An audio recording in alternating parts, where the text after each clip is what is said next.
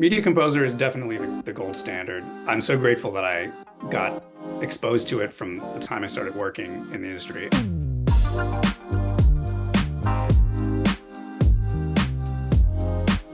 Hi, my name is Joshua Raymond Lee, and I've been nominated for editing this year for the Netflix series Ripley.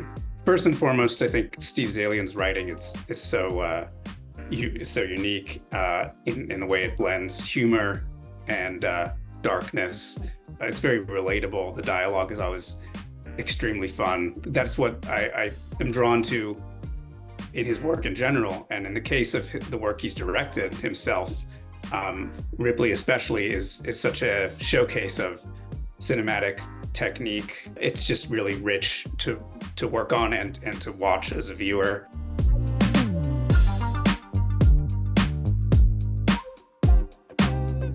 So in choosing the episode 103 El Sumerso to submit for Emmy consideration, Dave and I talked a lot about how people tend to associate good editing, quote unquote, with action in general.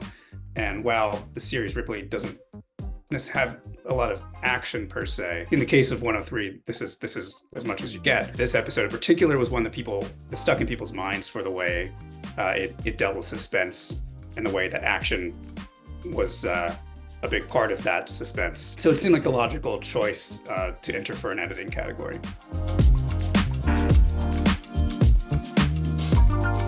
So I actually heard about my nomination from my assistant editor, Devin Halliday, who was texting me while watching the Emmy announcements. It was very, very fun to hear from her first, and then heard from a few other people. My sister, my agent, Laura Brokaw at Gersh. It's been very, very fun and exciting to hear people's reactions and to be part of this whole campaign to try to get some recognition for what I think is a wonderful show.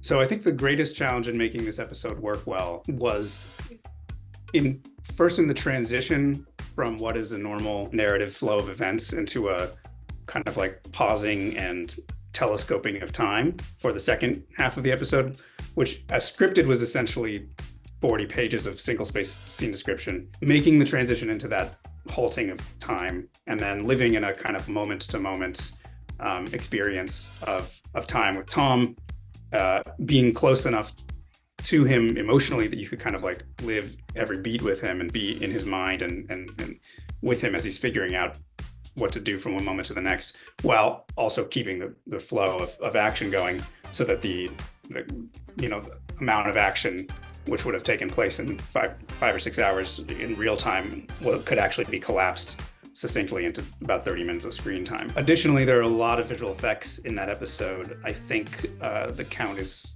close to 1,000 for that episode. And for that scene in particular, everything that happens once they set off into the ocean was shot on a green screen in a tank. And so the ocean, the sky, the boat itself, and its interaction with the water all needed to be created synthetically with visual effects. The process of editing, while at the same time working towards finalizing the look of the water and the skies and the ocean, was extremely detailed and challenging, and it was it was like a bit of a learning experience for all of us. It also was wonderful to have such talented people working in the visual effects department.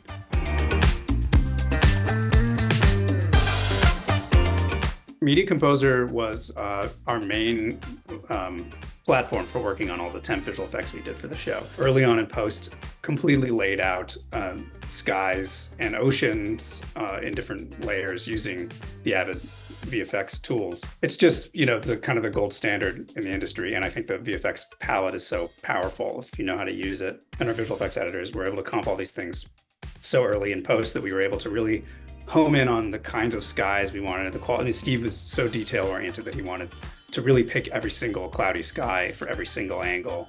And that was usually an iterative process where we would try many different versions of sky plates that he shot during production, different ocean plates. We'd use things that were shot in production. We'd try things that we pulled from stock footage, all in the service of trying to get a vibe that felt right for that scene, because like I said, it was shot entirely on a tank surrounded by green screen. The mood of the ocean, which needed to feel like a bit of a character, the wind and the skies through sound and visual effects all needed to be developed in the Avid.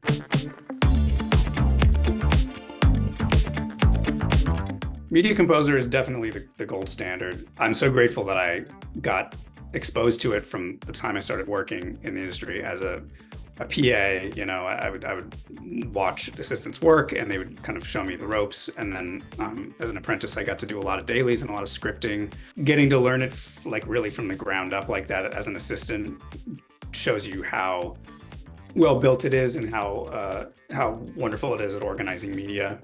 And it also, you know, I think shows you the way that, you know, films ought to be made, the way they were originally made, they were shot on film and synced. That whole process, I'm really grateful that Avid continues to, you know, be true to the original source of this medium.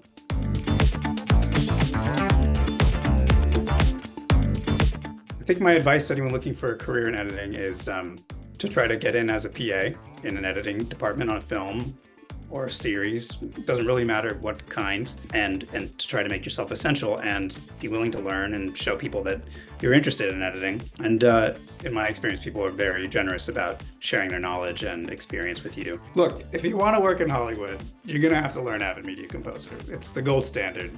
It's the only program anyone serious uses. The sooner you can start learning Media Composer, the sooner you'll be able to work as an editor in Hollywood.